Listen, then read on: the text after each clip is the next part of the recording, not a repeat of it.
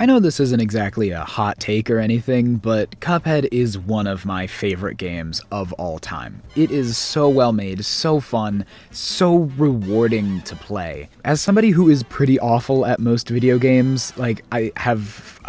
we're going on 1,300 hours in Isaac, and I haven't gotten a single dead god, and I have 200 something hours in a single Hollow Knight save, and I've been stuck at 111% for the past year.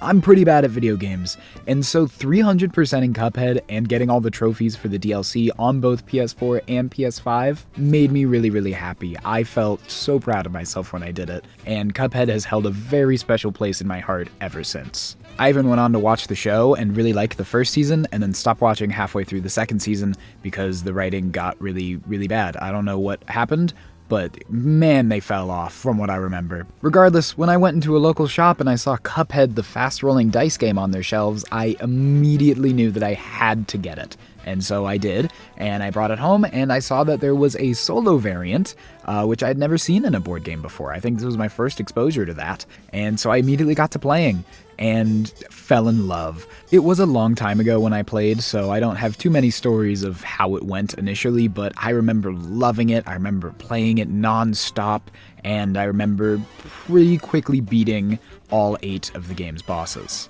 Granted, I did so on the easiest difficulty that the game offers, but, spoiler alert, for reasons that we'll get to, I'm not going back for harder difficulties. Now, before I get into this game, I do want to preface one thing immediately and say that I love this game, if I haven't made it clear already. I do feel the need to specify that because I also have a lot of criticisms of the game, and I just want to make sure that we are all on the same page, that it is coming from a place of love, and that I don't think any of its flaws make it a bad game by any means. This game, as you will see, is rich with content. It is packed to the brim, and so for every one oversight or rule ambiguity or potential mistake that I find, there's a million perfectly designed things that I have nothing but love, respect, and appreciation for that make me realize that it's maybe not such a big deal that they forgot a couple things.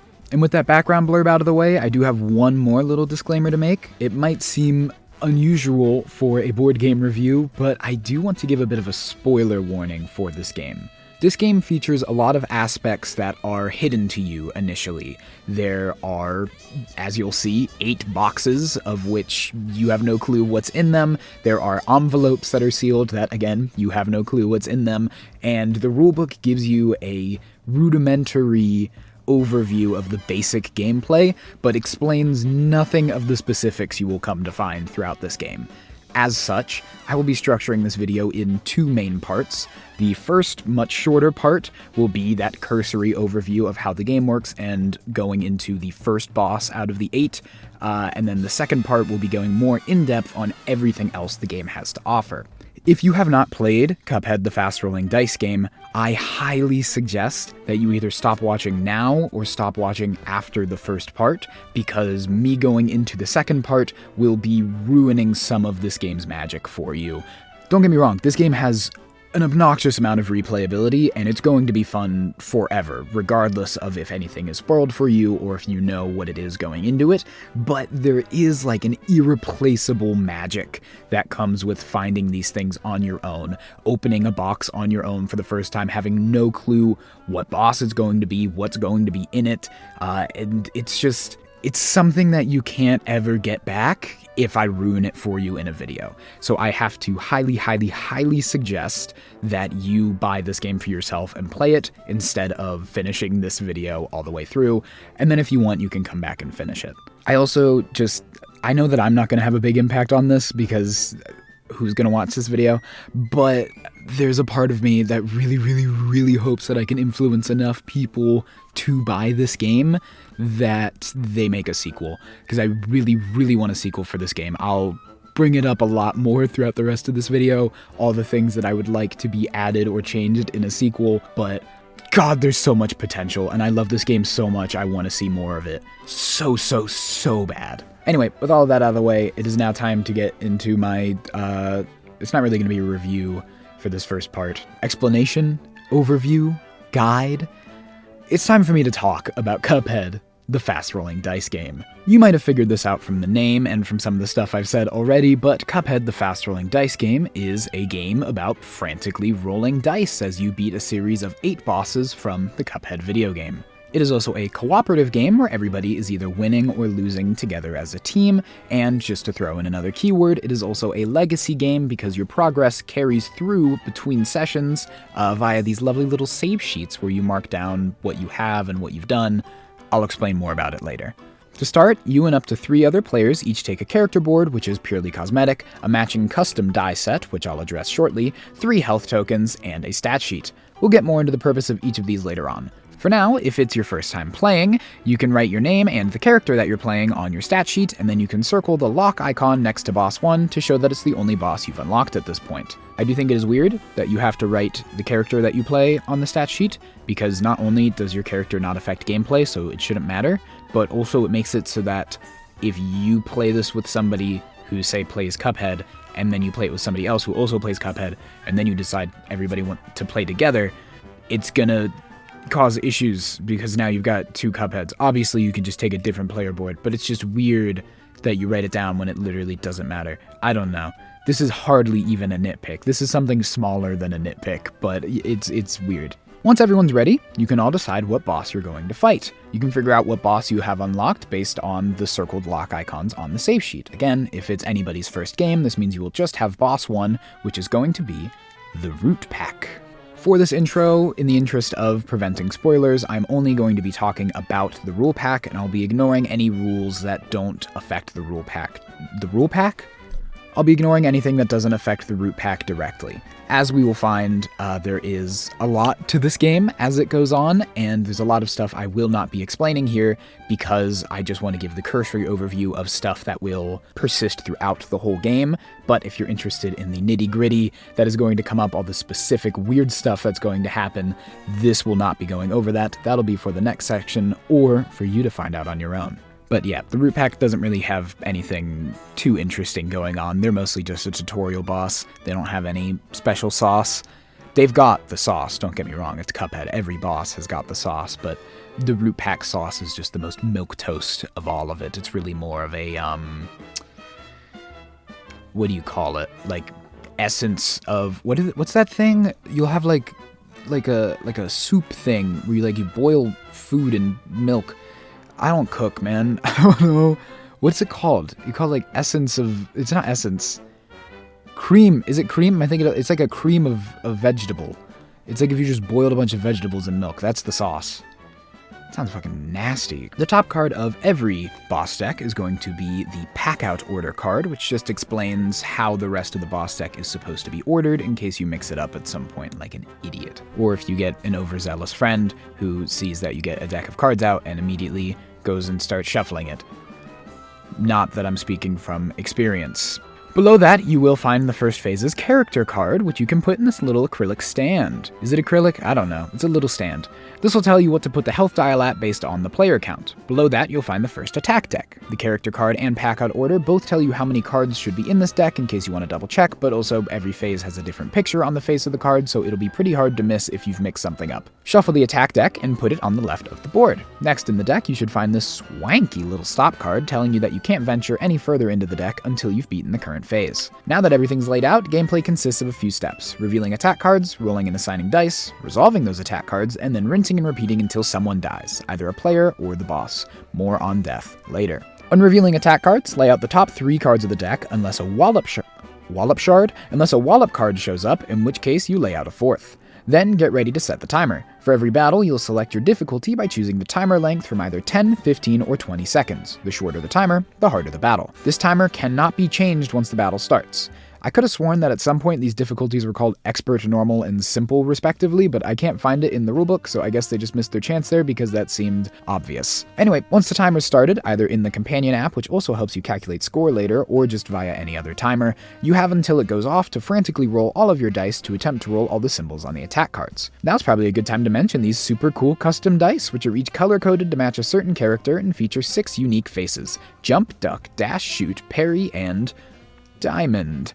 The game never really gives a special Cuphead-specific name to this face, and the obvious answers like EX are already used elsewhere, so I guess this one's just a regular old diamond.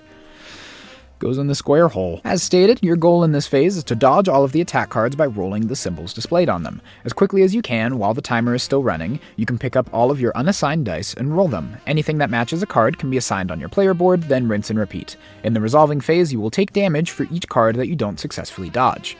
So, dodging keeps you alive, but you'll be stuck doing it forever unless you can kill the thing that's attacking you in the first place. That's why you can also assign a bonus shoot die to a card if you have the space for it, i.e. if there's only one symbol on the card. Turns out, the dice aren't super into third wheeling, so you can only ever have 2 on a card at most.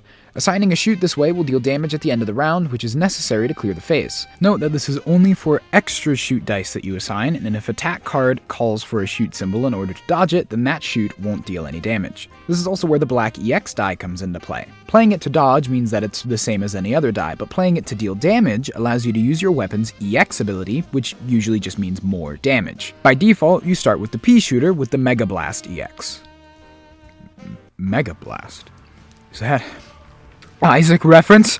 The Binding of Isaac mentioned? Dude, I can't believe that Cuphead beat Mega Satan on hard mode with every character, which I think is how you unlock Mega Blast. I don't know, I haven't done it. Dude, I looked if anybody had made a custom Four Souls character of Cuphead or any of the associated characters, and nobody has. And I think that's bull hockey. Personally, I think that sucks. I think that's lame. What would their abilities be? I think they would have to be something about, like, I think they should start with, it's got to be a charm, obviously.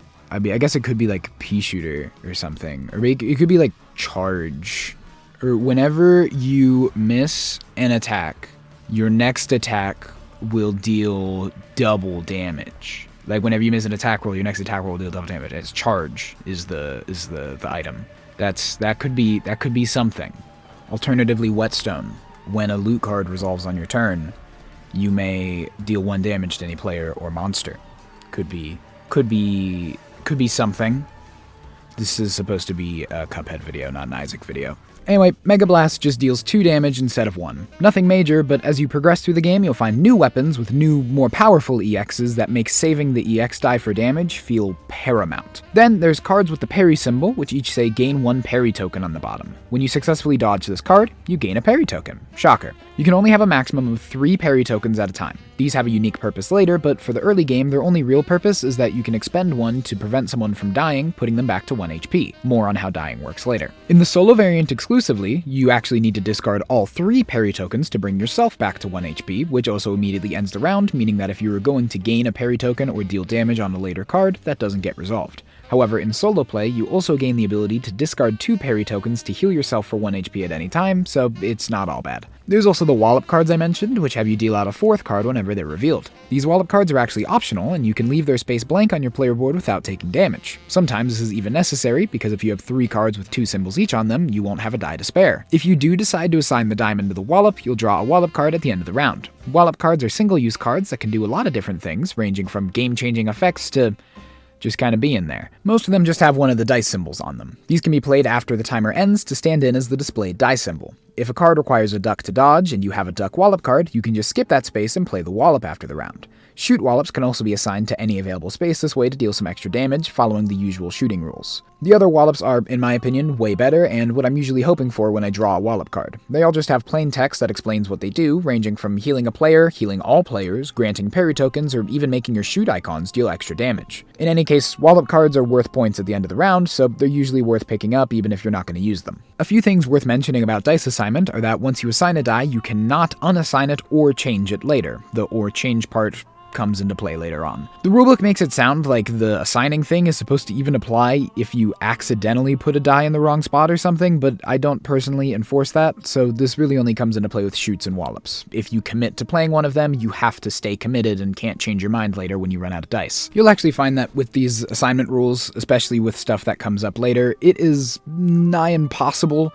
to actually enforce any of them. Like, you already have your own dice to worry about. You can't really afford to be looking at what other people are doing and then noticing that they're doing something wrong and then correcting them all while the timer's still running. This sort of issue is kind of unavoidable, but it's worth noting that you really are going to have to play this with people that you can trust to not only resist the urge to cheat, but also just understand properly what they're supposed to be doing. The other, much more damning rule is that you can only assign dice from left to right, and once you moved on from a card, you can't go back to it. You are allowed to skip cards and move on without assigning if one's given you trouble, but doing so means consigning yourself to guaranteed damage, as you won't be able to come back to it later. With that, you also can't just set aside dice for later cards, because that would effectively be like assigning them early anyway, you cheater. The timer ending just means that you aren't allowed to roll your dice anymore, but you are still allowed to assign any dice from your final roll. In my experience, everybody who plays this game, myself included, will always pick up their dice right as or after the timer goes off and claim that they started the roll before the timer went off, just so they could get one extra roll in. The rulebook doesn't specifically mention that it is allowed, but it's allowed, because who's going to tell you not to? Everyone else is also doing it. Once you're done cheating on that final roll, you resolve the attack cards. They always resolve from left to right and resolve for all players at the same time. For each card, if any player didn't fully dodge it, they take damage. If any player completed a parry, they gain a token, and if any player played damaging shoot icons, the boss takes damage. It doesn't come up often, but it is important to understand that the cards resolve in order. If a boss is at 1 health and someone deals damage on the first card, the remaining cards will not resolve. This can be good if someone didn't dodge those cards and gets to avoid taking damage, or bad if there was an upcoming parry or wallop that you'll no longer get to benefit from. If at any point a player reaches 0 HP, they lose all of their parry tokens, and then someone can discard a token to revive them. It is very important to note that they lose their parries even if they're revived. I definitely haven't been ignoring this rule for all the years I've played this game, and I definitely didn't just notice it while making this video, and I'm definitely not realizing that I have been accidentally cheating this whole time. You can't prove any of that. If a player ever dies and no one revives them, everyone immediately loses. You cannot press forward without them. When this happens, you either call it a day or you have to restart the boss from phase 1. If the boss's attack deck runs out of cards, you just shuffle the discard and take it from the top. However, you must also take a time token when you do this. These will come into play later, but they are definitely not something you want, and the only way to get rid of them is with specific wallop cards. You should avoid getting time tokens as much as possible. Killing things efficiently in this game is necessary. Also, if a phase includes a wallop card, but it ends up at the bottom of the attack deck, it's not specifically stated what you're supposed to do with it. I don't know if you're supposed to shuffle it into the discard when you reshuffle the deck, or if you deal it out in the first slot and then shuffle the discard and then deal out the remaining 3.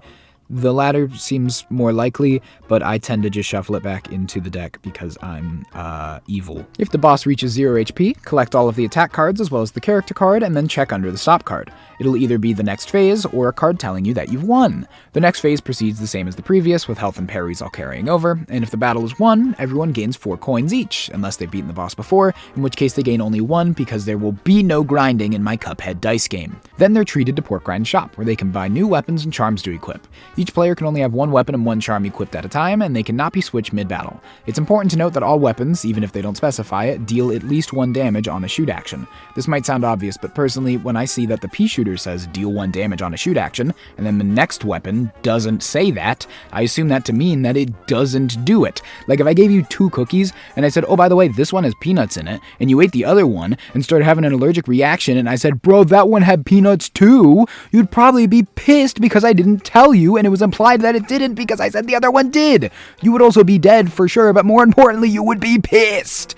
Grice probably had a maxim about this, but I haven't watched that Tom Scott video in a while. This is definitely also not a rule that I didn't notice until making this video, and on an unrelated note, I have some weapons to apologize to that I thought just couldn't deal damage sometimes. Notably though, this doesn't address EXs. This will make more sense later with examples, but some EXs say deal X damage if Y is true, but what if Y isn't true? Does it deal only 1 damage, same as a non-EX? Does it deal 2, since an EX is supposed to be inherently stronger? Hell, does it deal 0?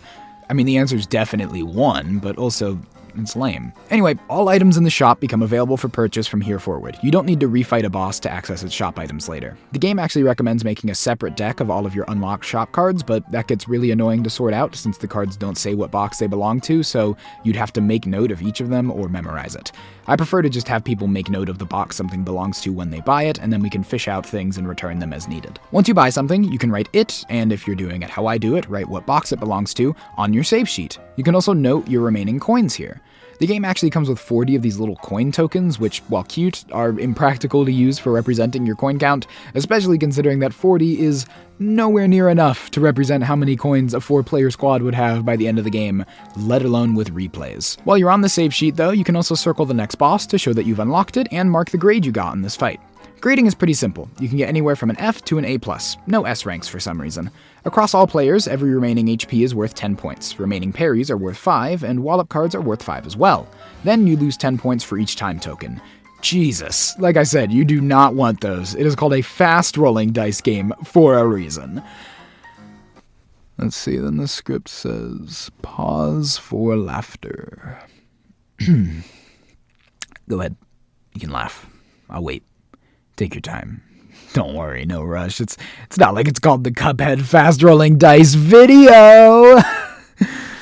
Let's see, then the script says, pause for laughter. You also get 20 bonus points if you played with a 10-second timer, 10 points for a 15-second timer, and no bonus points for a 20-second timer.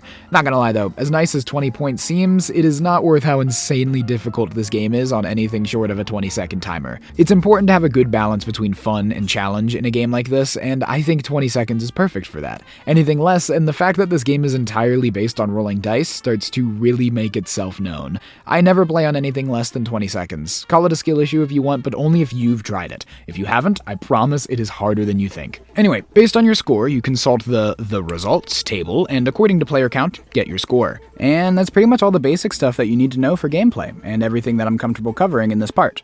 In the next part, I'll go into each of the bosses, as well as all of the weapons and charms they allow you to buy. One more time, if you haven't played this game and are interested so far, please, please, please go buy a copy and play it for yourself before you finish this video. I would hate to ruin your experience of this masterpiece by spoiling something that would have otherwise amazed you, and I would hate even more to deprive this game of a sale that it would have otherwise had if you hadn't watched this video. Can y'all hear that train? It doesn't look like it's picking up on the mic, but man, I can hear it here. Anyway, seems like you're still here, so either my speech didn't convince you, or you've played the game already and you just want to hear my thoughts on everything. How very sweet of you. I appreciate that. I guess it's also possible that you're just using me as background noise, and so you aren't even paying attention to what I'm saying at all. Hell, maybe you're asleep. Are you sleeping right now? Are you sleeping? Are you dreaming about me? Aww. The first boss that you'll fight is the one that you saw in the intro, the Root Pack. The Root Pack, like pretty much every fight in this game, is going to take place over 3 phases, of which the second is by far the easiest. They serve as a pretty good tutorial boss, being very generous with the resources that they hand out in wallops and parries, and being very, very easy to deal with the amount of single symbol cards throughout the decks. If I had to make one nitpick, which I don't, but I will anyway, it would be that most of the phases in this game are actually surprisingly accurate with what phases they do and don't put parry cards into. Like, odds are if there's a parry card in a phase in this game, that phase in the video game also has parries available, and vice versa. It's something that I noticed as I made this video and that I thought was really cool attention to detail.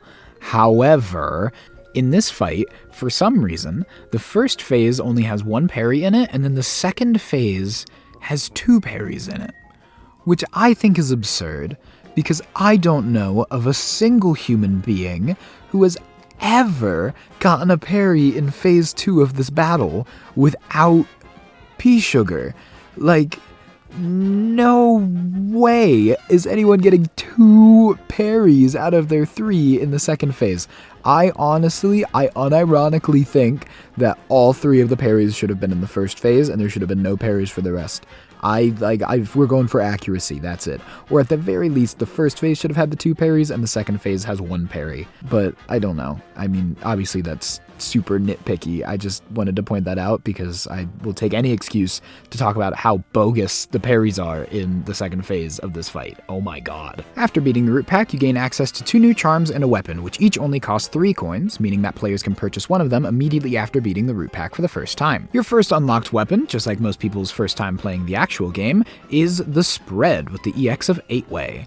The basic ability is that shoot actions on the last attack card of a round deal 2 damage, and the EX ups it to 3. Nothing crazy, but objectively an upgrade.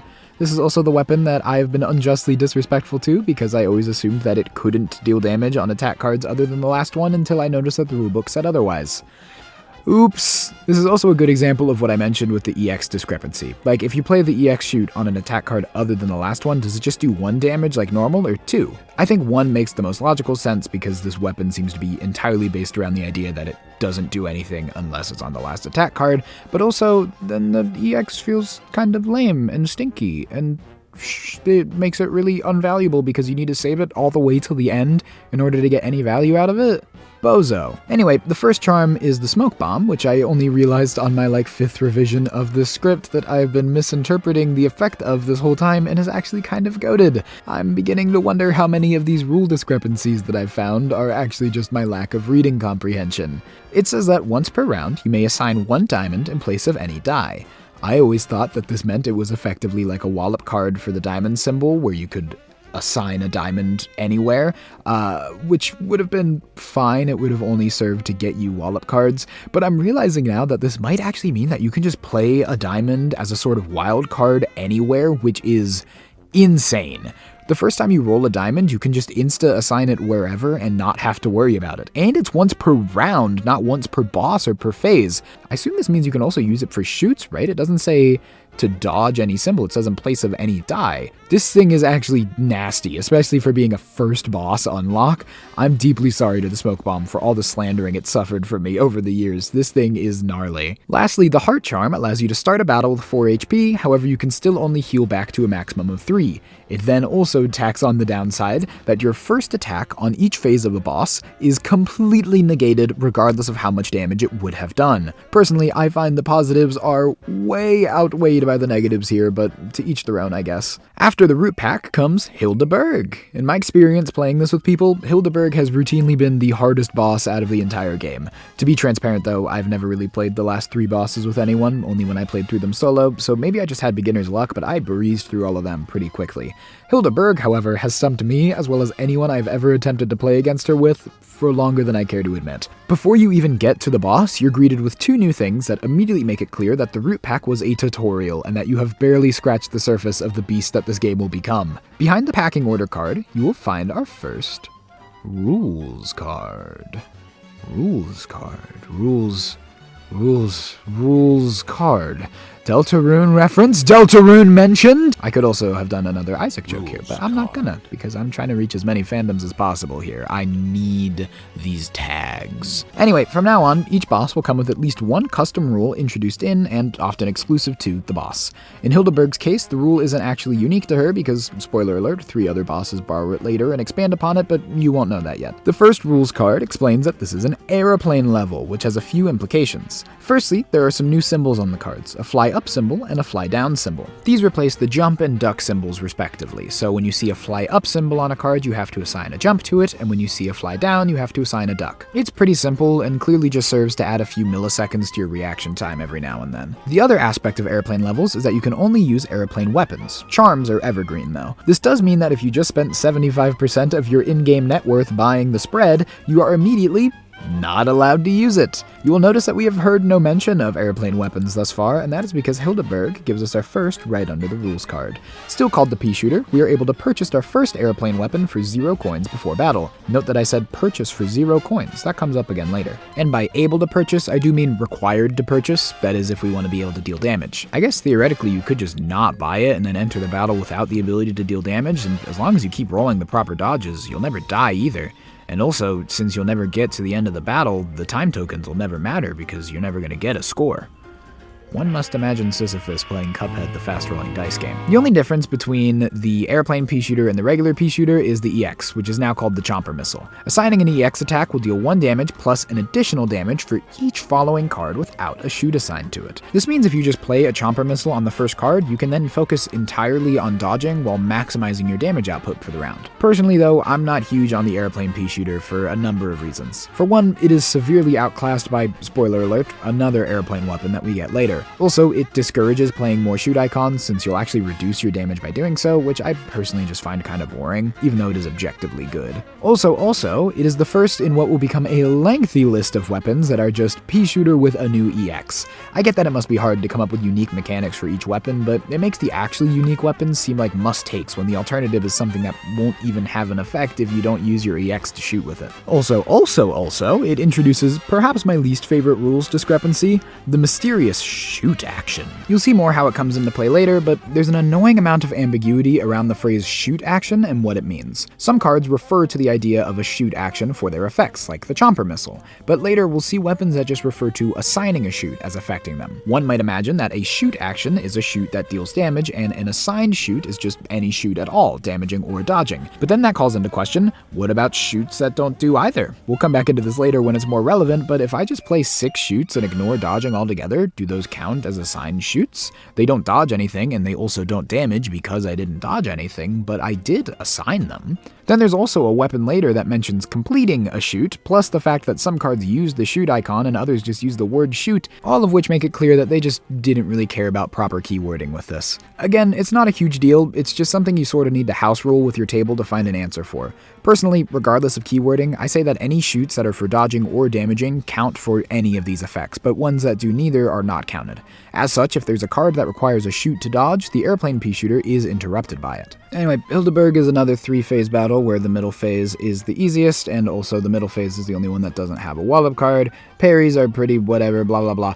The real thing that sucks with Hildeberg is that, God, there's just so many double symbol cards in her attack decks, especially the first phase for some reason. It is the most obnoxious hump to get over. Like, for the first phase, there are 13 cards in the deck. Of those, 7 of them are single symbols, which means that just a little over half are single symbols. And I know that you might be hearing that and thinking, oh, well, then that means that there's more single symbols than double symbols, but keep in mind that one of those is a wallop, by the way, which means there's a 4th card coming out, so it doesn't really count. So it's basically half and half, and you might still be thinking, half and half, that's not too bad, but like, half and half means that you're pretty much guaranteed to get a double symbol card every time, like statistically, and also, it's not that unlikely to get 3 double symbols laid out.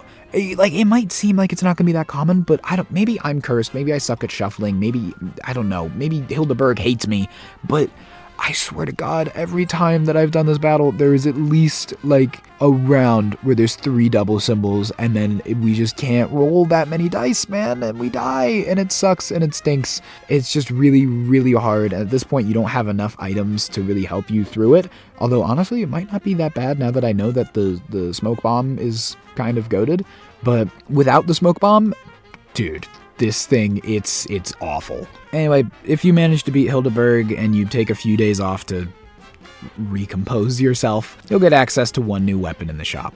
For 4 coins, you can buy the Chaser with the EX of Chaos Orbit. The Chaser allows you to assign a 3rd die to a card if that die is a shoot die, allowing you to deal damage on double symbol cards and even deal 2 damage on single symbol cards. What do you know? The dice opened up to the whole 3rd wheeling thing. Or maybe they just started a polycule. Good for them. The Chaos Orbit EX simply ups the damage to 2, just like Mega Blast. I'm not huge on this weapon. It can definitely have its moments, but honestly, you don't get too many chances to even use it. Like, if all 3 cards are double symbols, then you won't have a spare die to assign since you need all 6 of them, and if any of them aren't double symbols, that means that there's at least 1 single symbol which you can assign a shoot icon to instead. The only use it offers is to not bother rolling for a shoot on a single symbol in the 1st or 2nd slot, and then if the 3rd is a double symbol, you can still have 3 or more dice left to roll with and potentially get a damage in, but I find that pretty niche and not usually worth taking. I also just don't love the idea of a weapon that has an ability that has nothing to do with damage. Like, I think I would like this weapon a lot more if shots that you assigned as the 3rd die dealt extra damage or something to at least incentivize you to do it. I also think it'd be fun if its effect was instead to allow you to assign shoots to any attack card, even ones that have been already completed. I think it would honor the spirit of the Chaser, and due to not having a damage boost, I don't think it would be too overpowered. Or alternatively, it could make all unassigned shoot icons from your final roll also deal damage. I think that would be cool, and also have the same vibe of not having to worry about aiming, just like the Chaser. I will say, regardless of accuracy to the game, I do think that it's funny how after the boss, whose whole bit is smothering you with double symbol attack cards, they give you the weapon that counters double symbol attack cards. That is Very cute and nice attention to detail. But anyway, with Inkwell Isle 1 now clear, we march along to Inkwell Isle 2 with Grim Matchstick. Grim Matchstick comes with another unique rule, and unique is certainly a word for it. Throughout Grim Matchstick's fight, you will be balancing atop the clouds, just like in the video game. In practice, this means that if you ever assign more than one die to a space, you must stack them instead of placing them next to each other. God help you if you just bought the chaser, because you will be stacking all 3 dice on top of each other. There is, however, some weird ambiguity associated with this. Per the card, if the stack falls over or if the dice are not stacked, they do not count. This phrasing does seem to imply that if you stack them and only the top die falls over, which is pretty likely, the bottom die will not count as a stack of 1 and will also be nullified. As such, if you're dodging a single symbol card, and you play a die to dodge it, and then you play a shoot on top of that die, but you either forget to stack them or knock it over later, then now you're going to take guaranteed damage because you've nullified the bottom die, whereas if you never assign a shoot in the first place, you would have been fine. It is possible that that is intended risk-reward, but I don't know. It just feels clunky to me. Also, since the card only says that these dice don't count, it's unclear if you're, allowed to pick them back up and continue rolling with them, or if you just have to leave them there as a mark of shame. I feel like it's weird to tell you that you have to just leave these dice here that aren't doing anything, but also it feels like something they would have had to specifically mention if they really wanted to tell you that you're allowed to pick them back up. I tend to let people pick them back up, but that's just because this game is hard enough already and doesn't need to burn your dice. Also, this is where the rule about not changing your dice comes back in from before, where I said that you're not allowed to move or change dice that you've assigned. For this battle, that pretty much means that if you forget to stack your dice, then sucks to be you, you're not allowed to go back and fix it. Honestly, I personally don't play by that rule. I say as long as the timer is still running, if you realize you forgot to stack your dice, go back and stack your dice. But that's definitely not how this one is intended to be run. Another less debatable implication of this rule is that if your dice topple and you fail to dodge a card that you've already moved on from, you can't go back and reassign to it because you've already moved on, so it's going to be guaranteed damage. Sucks to be you. Grim Matchstick also introduces a couple new kinds of symbols that will go on to appear in numerous other fights. The first is the Don't symbol, which is a yellow X that goes over other dice symbols. When this appears on an attack card, you must assign any symbol other than the one displayed. In practice, I've never seen someone accidentally assign the wrong die to one of these symbols, so it's clear that that isn't the point, but rather to add precious milliseconds to your reaction and processing time. Remembering anything but a jump is kind of like if I told you not to imagine an elephant right now. You are now manually breathing. Would Grim Matchstick use they, them? Not because they're non-binary, but because they're literally 3 dragons? Inside you, there are 3 dragons. Actually, I think I've seen a video of that. Grim Matchstick also introduces the ×2 symbol, which requires that you play either 2 jumps or 2 dashes, but not one of each. Since you can't take back dice that are already assigned, if you play one of either a jump or a dash, it doesn't matter if you immediately go on to roll 2 of the other, you need to keep going until you get a second matching one. Personally, I usually don't assign anything to these cards until I've rolled 2 at once to avoid this exact thing from happening, but that is definitely not a perfect strategy, and it has gotten me damaged more times than I'd care to admit, but I will continue to stubbornly do it because I am too prideful to assign a dash and immediately roll 2 jumps and just live my life with that. Grim Matchstick, lo and behold, has 3 phases again. Whoa! And again, the second phase is slightly easier.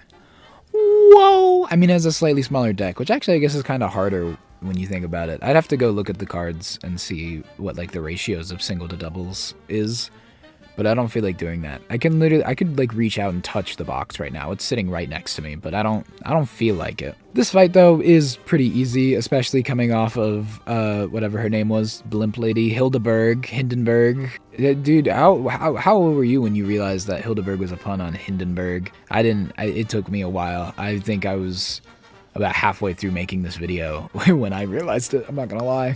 Anyway, yeah, this fight is really, really easy, and it's clearly just here to introduce you to the concept of these sort of weird gimmicks that are going to continue to come up throughout the rest of the game. It's in fact so easy that this is kind of the first fight where I usually introduce people to the idea of purposefully holding back and not immediately murdering him so that we can farm resources off of him. In particular, his first phase has 2 parries in it, and I tend to tell people, hey, there's a second parry coming up, maybe we shouldn't kill this guy until we get that second parry.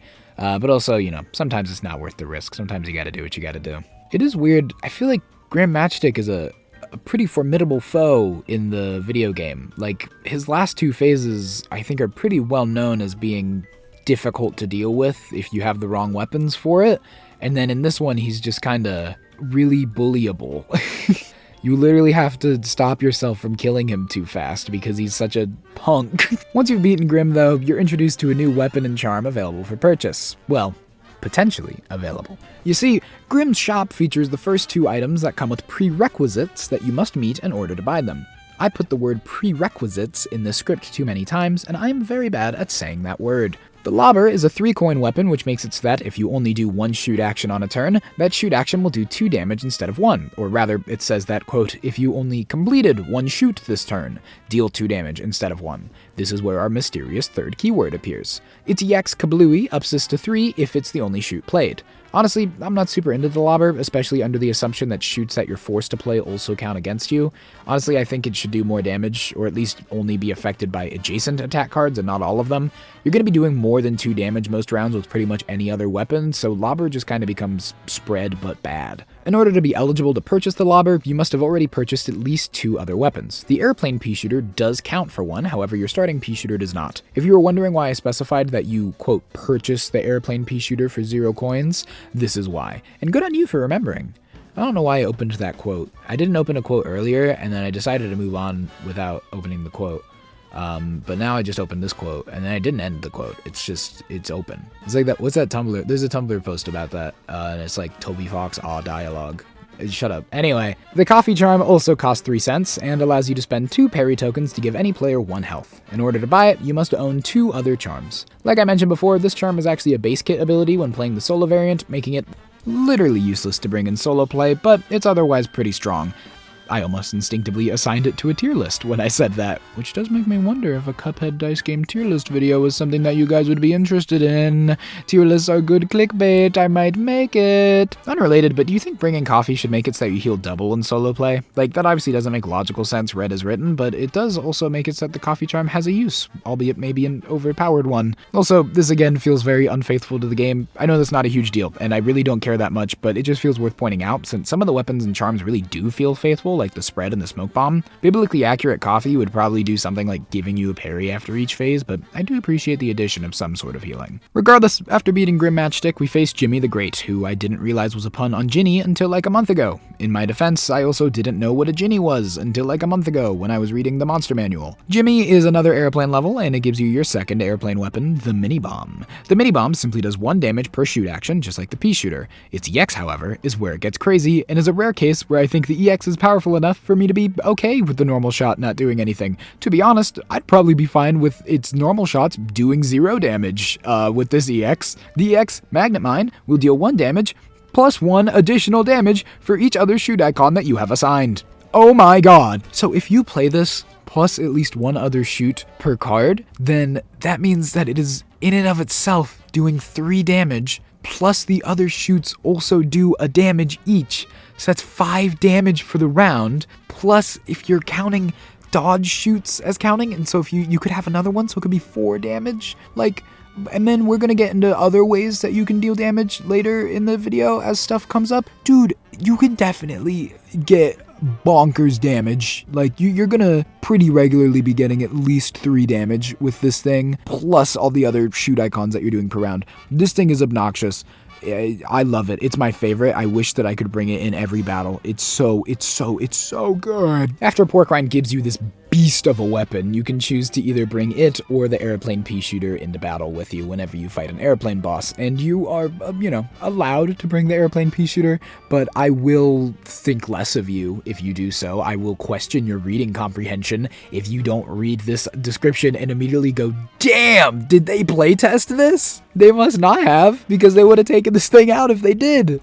Oh my god! Also, note again that taking the mini-bomb does count as buying a weapon. This will be important again in just a minute. Jimmy's fancy new mechanic is the double damage cards that appear in his second phase, which, shocker, will deal 2 damage instead of 1 if you're hit by them. I will say I hate Jimmy for introducing double damage cards when double cards already exist, because at a later point in this script, I talk about both of those types of cards a lot, and it made it really annoying because whenever I said double card, I felt like it was ambiguous if I was talking about double damage or double symbol, and I couldn't say ×2 card because ×2 means double. Jimmy, come up with a better name. Call it like a killer card or something. Call it a giga card. Call it a super card. Call it, I don't know, Jimmy. Shut up, Jimmy. Go away. For the folks following along at home, you might notice that dealing 2 damage per card means that you can take, at most, 2 hits from these, even with the heart charm, before you're dead. However, they only appear for 1 phase, and that phase is entirely single symbol cards, which means that shy of the kind of greed that they talk about in the Bible, leading you to wasting all your dice on overkilling this guy into oblivion, it shouldn't be too much of a threat. Jimmy does have something else up his sleeve here. It's not mentioned on the rule card or anything, but it is perhaps my favorite, quote-unquote special mechanic in the game, just because of what a nightmare it is to deal with and the fact that it just happens so casually that they don't even mention it. Jimmy is a 5-phase battle. Everyone else is 3. Pretty much everyone else is 3. There's like, off the top of my head, I can only even think of one other boss that is more than 3 phases. Jimmy's 5. Oh my god. Jimmy's fight is super easy. He's got a wallop in every odd-numbered phase, 1st, 3rd, and 5th. He does hold out on the parries until, like, his last 2 phases, but for the most part, like, it's all single symbols and whatnot. It's pretty easy. You just got the mini-bomb. You're gonna be tearing through this guy. But, like, oh my god, talk about a war of attrition, man. He's making you work for it. Like, he's not giving up without a fight. It's insane. Even if you're doing really, really good on this fight, just the stress that comes with Cuphead's gameplay loop and the dice occasionally not working with you and you being on a 20-second timer all the time and hearing everybody else roll and all that, like, it's gonna get to you probably by the end of phase 3, let alone phase 5. I adore this. 5 phases might seem like a lot, and it is, and that's why I love it so much. That is hysterical. It's also very indicative of Jimmy's actual fight because, like, oh my god, that thing just keeps going. When I was trying to get footage of it for this, I had to do the secret phase a bunch, because spoiler alert, I needed footage of that for later. You'll never know why. You can theorize as to why I needed footage of Jimmy's secret phase, but you'll have to find out the hard way. But like, oh my god, this fight's so long. It's so long. Jimmy's so long. Also, I originally, in the script for this part, I wrote the line, Jimmy's greatest strength is his length, which I thought was really funny and I wanted to include it. Unfortunately, it is also a bar that I cannot myself boast. Once you've killed Jimmy, you are granted access to 1 4-coin weapon in the shop, with the prerequisite that you have purchased at least 1 other weapon in order to buy it. A prerequisite, which, might I add, is entirely redundant, as by this point, you will have been forced to purchase both of the free airplane weapons, which are specifically noted to count as purchases. I'm not making this up, the rulebook specifically says it. I have no clue why this condition is here. The only thing I can think of is that the phrasing in the rulebook is kind of wonky. Quote, items with a 0 cost may be taken and used immediately, however, they do fulfill the purchased item prerequisite on some cards, end quote. The however here feels clunky, since the latter part doesn't really contradict the former, so maybe it was supposed to say that they don't fit the prerequisite, but then why put a cost at all? I don't know, this is a weird one. I do just want to reiterate how much there is to this game, and that it's pretty forgivable to have some oversights like this. Irregardless, the charge deals 1 damage for a shoot action, plus an additional damage for each prior attack card without a shoot assigned to it, like a sort of reverse airplane pea shooter. I like this a lot more than the airplane pea shooter EX, both because this isn't just the EX attack, it's all of the shoots, which, you know, makes it so that it's more worth speccing into because it's more likely to happen, but also because it's every card that you haven't assigned a shoot to, which means that the gameplay of this is you spend the whole round purposefully avoiding shoots, hoping to get a shoot icon on the last card to retroactively do a bunch of damage, and you're risking doing 0 damage if you don't get that one, whereas the airplane pea shooter EX is just you get an EX on the first card, you play it, and then you don't play shoots anymore, which I think is a lot more boring. There's no stakes. Like, you're very beginning of the round, you secured your damage, and I think that sucks. The charge's EX is called Radial Barrage, and it has a very interesting effect. When you play a shoot with the EX die, it will deal 1 damage, and then it will continue to deal 1 damage every round as long as you don't play the EX die again. I think that's a really fun and unique effect, even though it doesn't really have anything to do with the charge's EX effect in Cuphead. I don't care. I think it's really cool. I've actually known a lot of people to play the EX shot and then just set their EX die aside and not roll it anymore so that they won't be tempted to play it. I usually tell them not to do this because the benefit of 1 extra damage per round is not better than the downside of taking damage potentially because you lost a die. But, you know, it is funny to me that people want that extra damage so badly that they will handicap themselves like that for it. The Chaser is, I would say, probably my second favorite weapon in the whole game, behind the mini bomb, because the mechanic is just really, really fun. Even if it's not the most powerful weapon in the game, it's a good time, and I love how creative and unique it is, and it really just feels fun to use, man. I wish more of the weapons were like this and had like completely unique play styles like this that completely shook up the game. I think that this is a really good time. But anyway, that's Aisle 2 dealt with, and with a plethora of new mechanics introduced, from the very concept of unique mechanics in a boss fight to the introduction of the Don't ×2 and double damage cards, I think it's safe to say that past this point we have left the tutorial. Inkwell Aisle 3 will be our first taste of what Cuphead the fast-rolling dice game truly has in store for us. To start us off, we have Werner Vermin. With 3 very short phases, each only 9 cards, and pretty middling health throughout, Werner Vermin immediately incites a sort of false sense of security. Why is this, the 5th boss out of 8, seemingly so weak? Werner Vermin does not wait long to show us. First, though, he's got some gimmicks of his own. Aside from warning us of the return of the double damage cards, the rules card informs us that in Phase 3, our attacker will be coming from above, and as such, our shoot icons will need to be pointing to the top of our player boards if we want to be able to deal damage. Any shoot icons not pointing in the correct direction are nullified. As for whether shoot icons not pointing in the correct direction still count as assigned shoot icons or shoot actions for the sake of affecting other effects, who's to say? Aside from the fact that Werner Vermin only offers a single wallop card across all 3 of his phases, that being in the second deck, which I technically lied earlier has 10 cards instead of 9, I'm not sorry. Werner Vermin also has another secret weapon, much like Jimmy's, where his most difficult aspect has nothing to do with his special rules. In his first phase, 5 out of his 9 cards are double symbols. In Phase 2, 6 out of the 10 cards are double symbol cards. Remember, though, that one of the single symbols is a wallop, which means it effectively doesn't count, so we're looking at pretty much 6 out of 9, where one of the double symbols also does double damage, and 2 of the single symbols also do double damage. His third phase, gracefully, is only 3 double symbol cards out of a total of 9. However, that is also the phase where, if you're not paying attention to where your shoots face, they don't do any damage, so you're hardly getting a mental break. Werner seems to have the intention of simultaneously holding you hostage by giving you as few opportunities to safely deal damage as possible, and also potentially just negating damage if you're not paying attention, and also just pushing you to your absolute limit, stressing the hell out of you, overloading you with double symbols so that you have to be rolling as fast as humanly possible, and you have to be making insane risks like playing a shoot when you only have 1 free die available because you've got 2 doubles and a single out. Werner's very mean, is what I'm saying. If you bullied Grim Matchstick a few boxes ago, Werner's getting back at you and bullying you in return. This is also another return of the moved or changed rule from earlier, where you're not allowed to move or change dice that you've assigned. Technically, if you assign a shoot facing the wrong way in his third phase, you're not supposed to be allowed to go back and rotate it.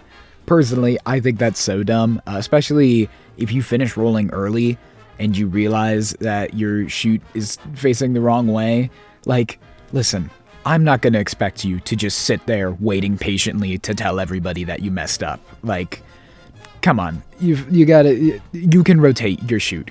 Who cares? I certainly don't. Apparently the people who made this game do, but I don't. I'm not a snitch, dude. You're good. Rotate your shoots as much as you want, as long as the timer is still going. If the timer ended, then you're stupid. After beating Werner Vermin, you are able to buy Whetstone for 3 coins. Whetstone makes it so that anytime that you complete a parry action, you also deal 1 damage. What an absolute glow up. I mean, from the worst charm in the video game, the charm that is so bad that when people are doing charmless challenges and they accidentally equip it, or they accidentally equip a charm, they'll equip Whetstone because it's effectively like not having a charm. They took a charm that bad and they made it, in my opinion, no, objectively the best charm in the dice game. Like, oh my, the only thing that would even ever potentially be worth bringing is coffee. But even then, like, honestly, if everybody just brings Whetstone, you're killing the thing before you need to heal. Like, Whetstone is so good. I've never known anybody to use any charm other than Whetstone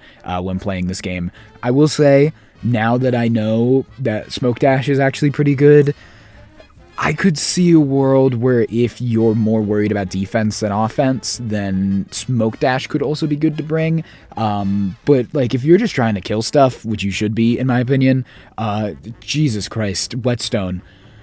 Oh, Whetstone. It's great too because it activates from you just completing a parry action, which I'll get more into this in a second, but I think it's safe to assume that means like assigning a parry die to a parry card, you know, like completing an attack card that has a parry on it, which is something you have to do anyway. So it's like, it's not like you're spending a parry token to do it.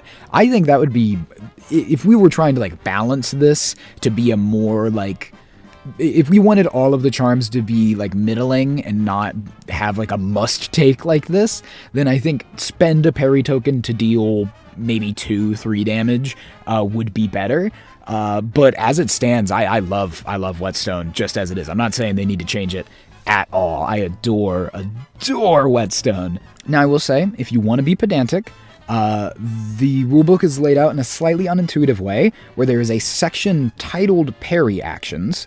Keep in mind, again, Whetstone says that it triggers when you complete a parry action. There's a section in the rulebook titled Parry Actions, which explains that some cards give you a parry when you complete them, and also that you can spend a parry to revive people, and also that some abilities let you spend parries to use them. Since those are all listed under a section called Parry Actions, there's an argument to be made that they should all count as parry actions. So if you gain a parry token or spend any amount of parry tokens, Whetstone would trigger. I think that's obviously not intended. I mean, maybe it is, but I feel like Whetstone's good enough already. We don't need to give it more triggers, but if you wanted to be pedantic, you could say that. Also, you know, not that this is going to happen or anything later, but if there was hypothetically a parry card that didn't say gain a parry at the bottom, would that be a parry action? Is a parry action the act of assigning a parry die to a parry card, or is a parry action like getting a parry token, in the same sense that a shoot action might just mean a shoot that does damage? Maybe a parry action is just a parry that gets you a parry token.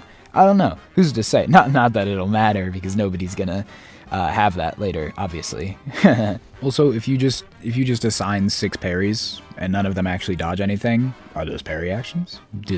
Is the parry action just assigning a parry? I mean, who's to say? That would kill like every boss in a hit, or in a round, I think, if you did that, because that'd be 6 damage per round.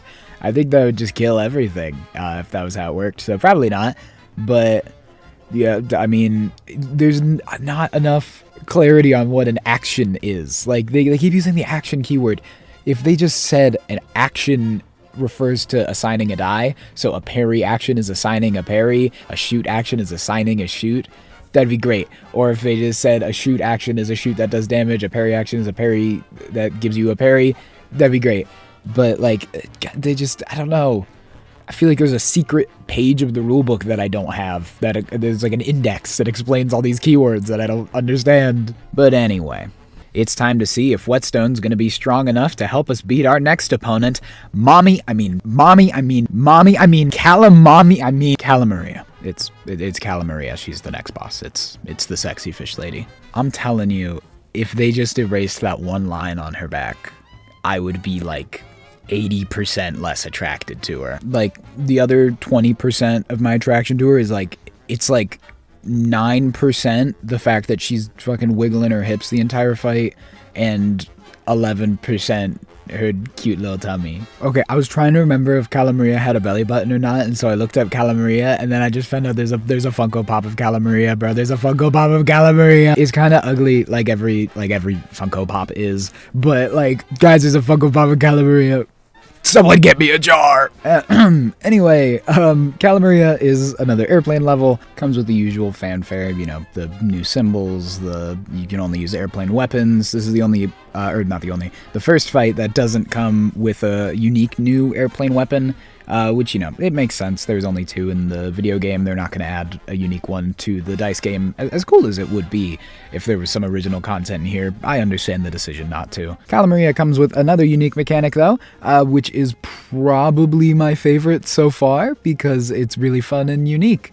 It's only in her second phase, which I think kinda sucks. I wish that it persisted into phase 3, but, you know, what are you gonna do? In phase 2, you will need to avoid gazing directly at Ms. Maria, or else you will be turned to stone. In practice, what this means is that when you are laying out attack cards, you will lay down the third one face down. Once everybody has completed the first 2 attack cards, then you can flip the third card, and everybody still needs to complete it as normal. Which means that while the timer is running, which could be anywhere from 10 to 20 seconds at the absolute most, everybody is frantically rolling and then trying to communicate, hey, I'm done, who else is done? Reach an agreement on, okay, we're all done, and then somebody goes, grabs the card, flips it over, then everybody registers the new card and rolls for it. It's so fun and so chaotic. I love games that have frantic, like, timed communication like this. Games like Mountains of Madness, games like Space Team, stuff like that. It's always so fun. And I'm really happy that it made its way into Cuphead, the fast-rolling dice game. Worth noting is that second phase does have, it's only 9 cards, and 3 of those cards are double cards, which means that there is a sizable chance that the third card that isn't revealed is going to be a double card, and so you might have not set aside enough dice for it. I mean, I don't think it's possible, unless you have Chaser, to literally not have enough dice, but if the first 2 were doubles, or if you assign 2 dice each of them because of shoots and stuff, and then the third one's a double, you might only have 2 dice left, which means that you have to roll perfectly, which is always stressful. Another thing of note is that her last phase is only 7 cards. 7 cards in it. That is 6 attack cards and a wallop, meaning that you are only going to have 2 rounds to kill her before you get a time token. Luckily, only 2 of the cards are double cards, so unless your dice hate you, you're probably going to be fine. But notably, the first phase, 13 cards, which is a more normal number, 8 of them are double cards, and one of those 5 single cards is a wallop, so it doesn't count. We're looking at an 8 double card to 4 single card ratio. Jesus Lord. I will say I do like this fight a lot more than somebody like Hildeberg, even though this should technically be harder, and I said that I sort of wasn't in love with how hard Hildeberg's fight is. The thing is, at this point, you have items that are helping you, and also you have like a unique gimmick going on that makes it at least interesting, and also if you get stressed out between rounds, you can just stop and stare at the art on the back of the card. You can look at the character card too. My god.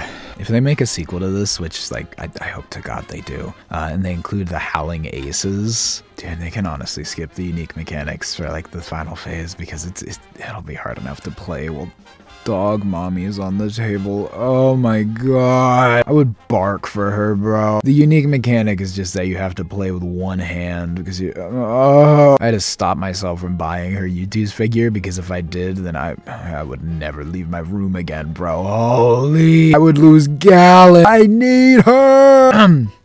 Excuse me, the appear to have gotten a bit sidetracked. Defeating Cala Maria lets you buy pea sugar for 3 cents. The P could stand for anything. Could be pink sugar, Perry sugar, Penelope sugar, puss! You know, I put a lot of effort into cleaning up the script of this video. In real life, I cuss and make a lot of, you know, inappropriate jokes, and the script was originally full of that, and I cut out a lot of it. Granted, I've noticed in recording that I've definitely slipped in some expletives every now and then that were not in the script. but it's definitely less than it would have been if I was just doing this entirely off the dome, if I was just talking how I normally talk. It would appear that I've given up on that facade for this section. Man, that mermaid mommy just... she just does something to me, bro. I'm sorry. Actually, no. On second thought, fuck you. I'm not sorry for anything. Pussy Sugar is so fucking funny. I've called it Pussy Sugar for the entire time that I played the Cuphead video game, and that's for real. That's not a joke I came up with for this video. I from the moment I saw Pea Sugar, I was like, it's Pussy Sugar. That's funny as hell, and you can't deny it. I'm gonna say Pea Sugar into the back of the microphone so it doesn't have the pop filter. Hold up.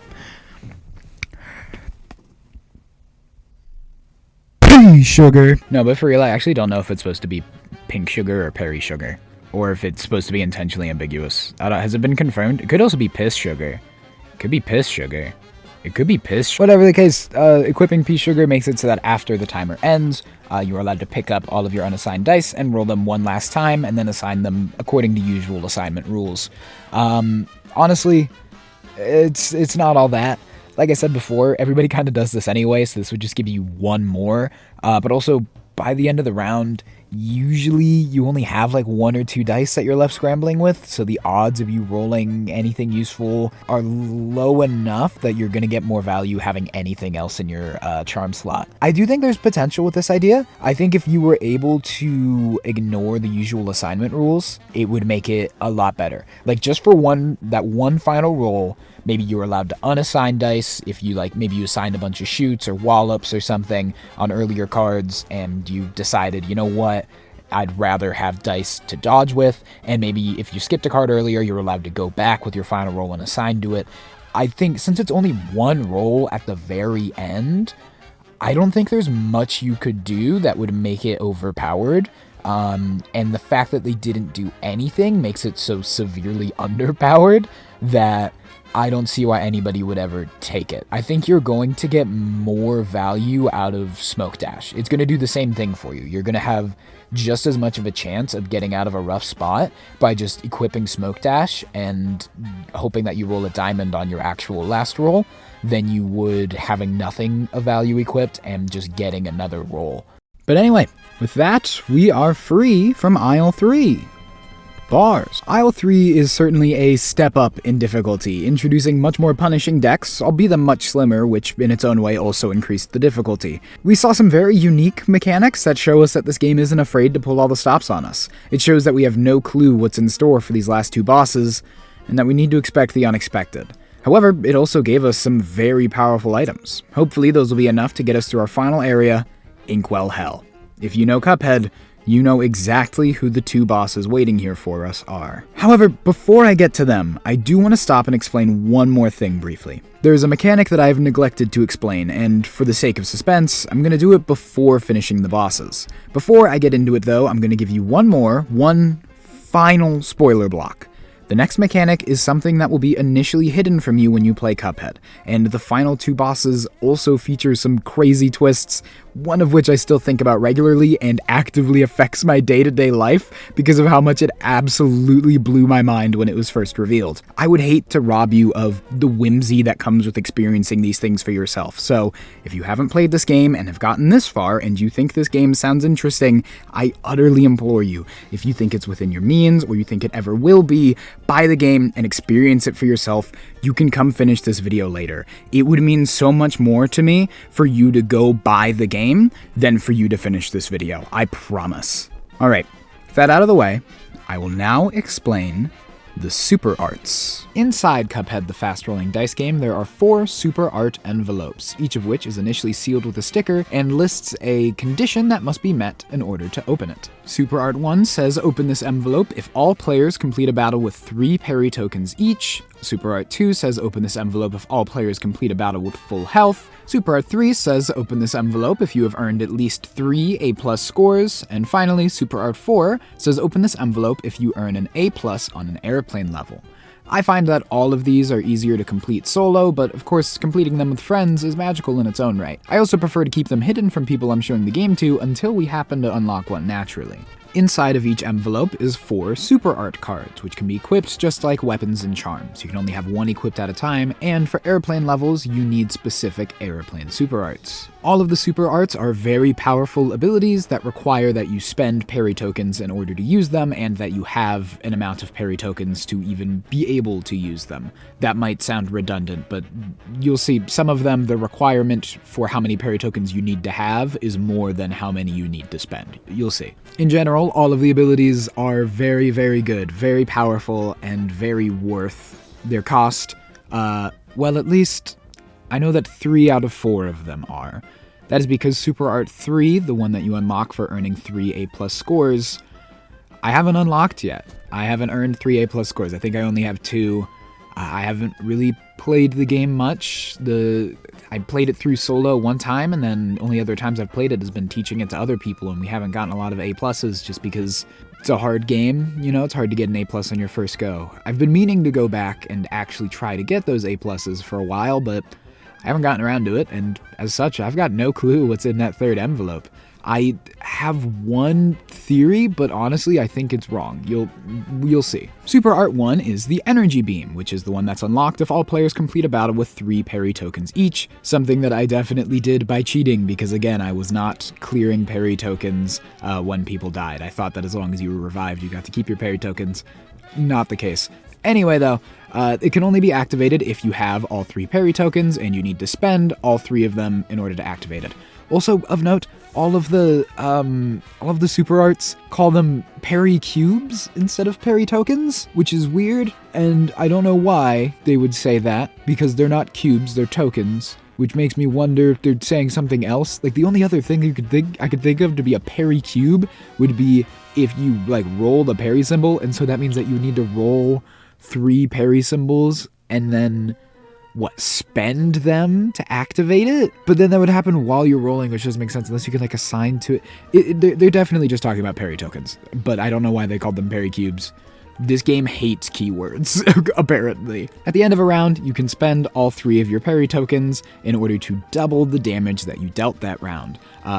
I assume that this means from all sources, not just shoot actions, so Whetstone will also be buffed by this, and you can get gnarly damage out of this. Granted, usually more damage than you're ever going to need to do, particularly in solo mode, because everything has like 5 health at most. But if you're playing with multiple people and you think that one of your friends might not be dealing a lot of damage, like if you got mini bomb, dude, you can hit double digit damage with this, man, pretty easily too. Like, I mean, even without mini bomb, with just a regular pea shooter and Whetstone, if you get 2 parry cards and you assign 3 shoot actions, then that's 10 damage right there. Plus, if you get that wallop that does extra damage, this thing's crazy. This thing's crazy. It's super good. It's a super art. It's supposed to be. Granted, the odds of you actually getting to use it, kind of slim, because most bosses have at most 3 parries in them, and so this would mean that you would need to get to the point where you have all 3 parries and nobody have died so that you didn't spend any, or that you have time tokens because you redid a phase multiple times. So, you know, odds are you're not going to be getting to use it multiple times, but the one time you do use it, it can go crazy. And I love that you get to use it after the phase 2, so there's no risk of like committing to it and then it turns out you don't actually deal any damage the way that could happen with a wallop card. I think that it's super good. It's super fun. Very much, you're not going to get to see a lot of use out of it, but when you do use it, man, it's going to go crazy. Super Art 2, Invincibility, is unlocked if everybody completes a battle with full health. It can also only be used if a player has all 3 parry cubes, but you only need to spend 2 in order to activate it. Invincibility makes you invincible. Go figure, for 2 rounds. I assume that this means immune to damage, although if you really wanted to be pedantic, it technically just means not able to be defeated or killed, so in theory, you could make an argument that when you're you can still take damage, you just can't fully die, but like, that would suck. That would be awful. So obviously that's not what they meant. I hope not. The card does specify that if you want to be able to deal damage on attack cards, you do still need to dodge them for those shoots to be valid, but effectively this makes it so that you can focus entirely on doing that. You can dodge a single symbol card and just keep rolling until you get a shoot, and you don't have to worry about running out of time and getting hit because you can't get hit. And also you can just fully ignore double symbol cards. They do nothing for you unless you have the chaser, I guess. In my opinion, this is worse than the first one. I think I just like when number go up, but I've played with plenty of people who like this one more, and I can see why, because again, the first one is usually overkill damage. It's very much a win more ability. You usually don't need it to get by, but this one probably actually has more value, but I like big number, man. Envelope 3 remains a mystery to me. And envelope 4, unlocked by earning an A+ on an airplane level, is an airplane super art. It's just exactly the same as super art 1, doubles your damage, but you can use it on airplane levels now. That makes me afraid that the third one might just be invincibility for airplanes, but I think there's evidence to the contrary, because first of all, it'd be weird if Super Art 4 was a mirror of Super Art 1 and Super Art 3 was a mirror of Super Art 2. Wouldn't it make more sense for it to be 1 to 3, 2 to 4? You know what I mean? Also, Super Art 4 specifically, its unlock had to do with airplanes, and the third one doesn't. And also, it just makes sense in the Cuphead sense that there's 3 non-airplane super arts, and there's only 1 airplane super art in the video game, because there's just the nuke for airplanes, and then there's the one that sucks, where you make the big ghost that flies off the screen and never does any damage. I hate that thing, man. I only use Super Art 1 in the video game, and Super Art 2 if I'm doing a run and gun. Anyway, I'm going to put in my guess now. I promise I haven't looked in the envelope, because if it turns out that I'm right, then people are going to think that I cheated or whatever. But I promise I haven't looked. My guess is that the third super art is just going to deal a bunch of damage. It's going to be something like get rid of 2 parry cubes to deal 5 damage, or some, probably not 5, but it's got to be more than like a weapon could do. That's what I'm gonna guess. Or it could be another thing like the charger where it does passive damage per round, something like that. I think it's gonna be something like that. It's gonna be damage output for sure, but I think it's going to be specifically about not enhancing your damage, but dealing damage. It could also be about healing. That would be kind of fire if it was about healing. I think that would be cool. But I don't know. I've got no clue, man. That is about all the stalling that I think I can do. With super arts out of the way, we are finally ready to enter Inkwell Hell. Box 7 is nearly double the size of all of the other boxes. If you're familiar with the video game, then you might have guessed who this is going to be based on the color scheme, and you might be able to piece together why this deck seems to be the size of multiple boss decks. Also, I don't know why, but my copy of this one is scuffed to all hell. I don't know what I did to this thing. It looks like I ran it over, man. I don't know what happened, but this thing it's cursed. It's moldy, bro. It's nasty. It looks like a Phantom animatronic from FNAF 3. Add that to the fandom list. Also, big development. I was playing Mugenics earlier because I've been no-lifing that game, man. Oh my god, I love Mugenics. And I found out that Mega Blast is an attack in that game. It's really good, too. So yeah, add that to the list. Because I pretend I said that earlier when I said Mega Blast. Go back in time, add the hold on. Mega Blast. Mugenics mentioned.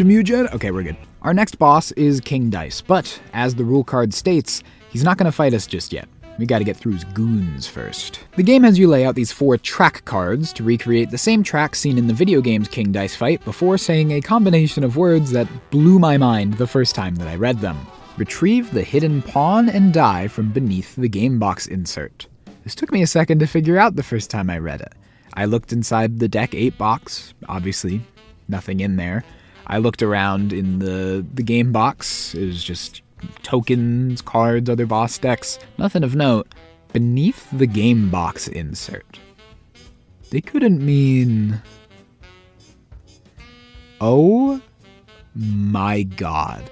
Maybe I'm just easily impressed, but I've never seen a game pull off a trick like this. Obviously, if the pieces were just out in the open, you would immediately know what was up as long as you're familiar with King Dice. Hiding them like this was an insane play, and I still think it is one of the coolest things I've ever seen a game pull off. To this day, whenever I open up a new game, I take out the insert and check under it just so I won't get got again by something like this. Anyway, you place the pawn on the start space and the battle begins. From here, it's as you would expect if you know the video game. Every turn, you'll roll the number die, not the special dice, and you'll move that many spaces. If you land on safe, nothing happens. If you land on start over, you go back to the first space. If you land on Finn, you're ready to fight the king, but you're not going to get there without landing on one of the number spaces first. For every number, there's a corresponding boss deck. When you land on one, you must complete that fight in order to move on, and then you cover it so that if you end up starting over, you won't have to fight that boss again. If you land on a space with a heart above it, everyone also heals 1 heart after the boss is defeated. I will say it's a little odd how heavily nerfed these heart spaces on, considering not only can you not control what you roll anymore, but also it happens after the battle, not before, and you can't go above your maximum HP with these. So it's like, they're just infinitely worse than they are in the video game. Personally, I think that you should be able to heal above maximum HP specifically with these spaces, but you know, you can house rule whatever you want. I'll probably house rule that if I ever play this with other people. Unfortunately, the bosses don't come with their own special gimmicks. Honestly, it's for the best. Not only would it be insane to expect them to come up with special rules for all 9 of the mini-bosses, but the fights were all supposed to be insanely short, so they probably wouldn't really get a chance to do much with them anyway. The bosses are, in order, the Tipsy Troop, Chips Bedigan, Mr. Wheezy, Pippin Dot, Hoppus Pocus, Fear Lap, Pirouetta, Mangosteen, and Mr. Chimes. All of them have very low health and only 6 cards in their deck, making them an inconvenience at most. They each only have 2 double cards in their decks, and only Pippin Dot, Hoppus Pocus, Fear Lap, and Pirouetta offer parries, Hoppus Pocus and Pirouetta each offering 2. Fear Lap, by the way, is the only aeroplane level, which means that this will be the only time in the game that you will be swapping weapons mid-battle, which is, you know, interesting, I guess. Some of you might have heard me say that and wondered, what about Mr. Chimes? Is he not an airplane level? Funny you should mention it. I haven't been entirely honest. There's exactly one boss who has a unique battle gimmick, in that there is no battle at all. Instead, you take Mr. Chimes' 12-card deck and you deal it out into a face-up 3x4 grid. Then you start the round timer and you just take it all in. After the timer's up, you flip them all over. Then each player takes a turn flipping a single card face up. The next player flips another card, and if it's a match, the cards are removed. Play continues until all cards are removed, in which case the battle is won. Oh yeah, I forgot one more thing.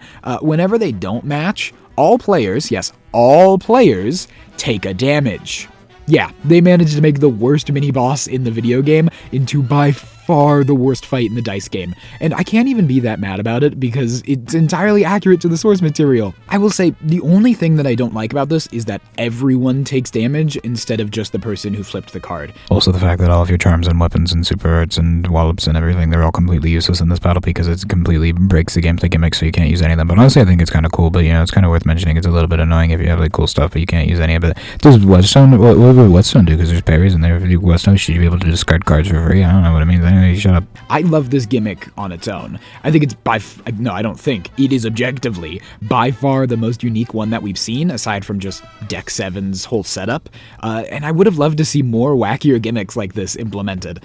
Like, it is so fun to completely flip the gameplay loop on its head and just effectively have a different game in the middle of this. That's effectively what all of Deck 7 is, and the fact that one of its mini-bosses does it even more, I think it's great.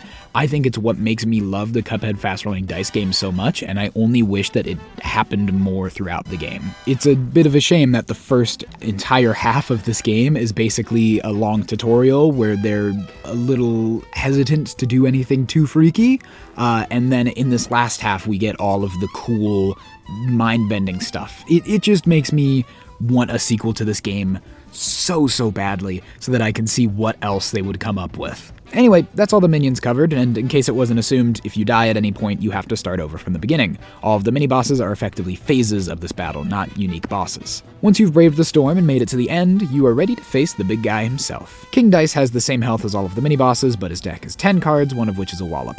All 9 of his cards are single symbols, either jumps or parries. This is earlier, I foreshadowed that somebody might have parry cards that don't say gain a parry. This is that guy.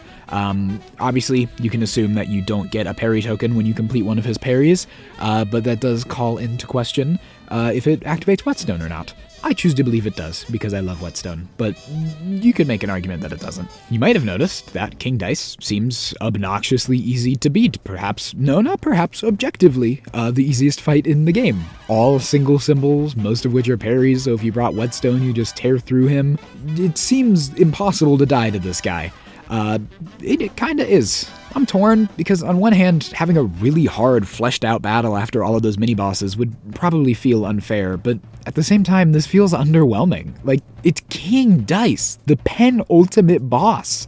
I kinda get that in the video game, it's the same way. The final phase is pretty easy, but it's stressful due only to the pressure of having come this far and likely being low on health from the other bosses. But the difference here is that no matter how nervous you are, it likely won't have a major effect on your gameplay since it's entirely about the random rolls of dice, so it just feels like a disappointing finish. Like, hear me out. What if he had 3 more attack cards to bring him to 12 total, and we raised his health a bit, just like 7 or 8, enough that you won't realistically kill him in a single turn. You can keep all the single symbol cards that it's still easy to dodge and damage him, but his special rule could be that you always deal 4 cards instead of 3. It would look like the lines of cards that he attacks you with in the game, and it would make it unique and interesting. And if we keep the double symbol cards out of it, then they would mean that there's no risk of ever being in a situation where you're forced to take damage. Obviously, we would have to take the wallop card out as well, because there's not space for 5 cards to be laid out. Or, hear me out, scrap all of what I just said, keep them exactly the same, but add a gimmick that your timer gets like 3 to 5 seconds shorter, or you don't get your EX die in his phase, or some other general small nuisance.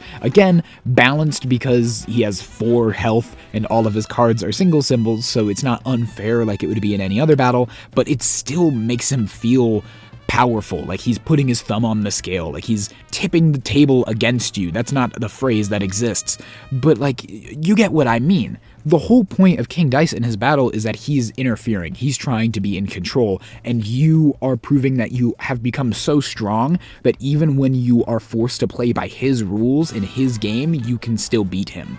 It's kind of lame that in this, it just sort of feels like you fight through a line of enemies and then curb stomp him to death. I don't know, just some ideas, I guess. Overall, Deck 7 is my favorite. I love the amount of uniqueness going on in it. I think it's a perfect balance between difficulty and fun. It's a great time, and I'm only disappointed in the last phase of it, but everything else leading up to it and around it is so good that I don't care. It's my favorite. I love it so much. Regardless of how you feel about Deck 7 though, once you've cleared it, you gain access to a new weapon and charm. The weapon for 4 coins is the Roundabout, which functions as a regular pea shooter unless you use its Jumbo Rebound EX, which deals 3 damage if and only if it points to the left. I like this one, and it was a go-to for a while since 3 damage is nothing to scoff at, but honestly, it's pretty outclassed by any of the more interesting weapons like Charge or even Spread. The fact that it doesn't do anything on regular shoots is kinda lame, and in my opinion, even though 3 damage is nice, it being locked to only the EX and only if you're pointing to the left, not my favorite. I think that it should do something special for normal shoots as well. I don't know what, like maybe they do 2 damage if they point to the left, like I don't know, is that overpowered? Probably. I think there's something that you could do with it, and I don't know. It's a boring weapon. I will say, it's rough because all of the numbers in the Cuphead dice game are so low that it's hard to have an interesting weapon that isn't overpowered. When in single player bosses can have 4 or 5 health, anything that does 3 damage kind of becomes crazy. I mean, if a boss has 3 single symbol cards out and you have a Roundabout, you play the EX and 1 other shoot if it has 4 health, it dies. 2 other shoots and an EX, it dies if it has 5 health. So I get why it can't have another ability. I get why the normal shoots can't do 2 damage if they point to the left, because then it'd be an EX and a shoot and basically everything dies in a turn.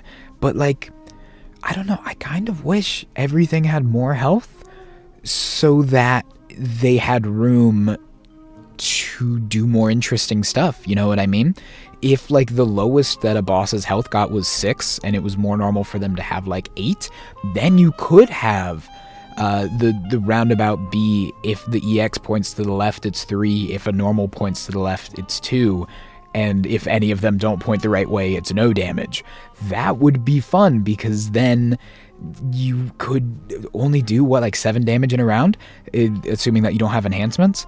I don't know. I want to say that because I know all of my ideas for weapons sound super overpowered. I keep saying I want everything to do extra damage. I want Roundabout to do 2 damage. I want Chaser to do 2 damage. I want everything to do 2 damage. And when you have bosses that have 4 or 5 health at most, that comes off as me not understanding game balance. And it's more so just that I wish it was possible to have weapons that are interesting without being super powerful. You know what I mean?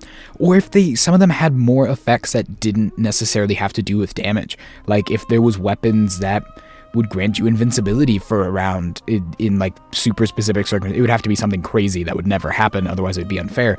But like I just wish there was more weapons that were interesting to promote different gameplay styles, because as it stands, there's really no reason to use anything other than like the charge and like I guess the spread. Like those are the only ones with any real damage potential. Everything else, it's, I don't know, very luck based. The whole game's luck based, but like something like Chaser depends so much on perfect circumstances lining up for it to have any value. And something like, what's it called? The Lobber. Something like the Lobber, I don't know, it's such little reward for so much investment. You're playing only a single shoot and only getting 2 damage out of it. The only way that that's useful is if there's like 2 double symbols out and 1 single symbol, and then it's like, oh, well, I'm doing 1 more damage than I would have if I just had a pea shooter.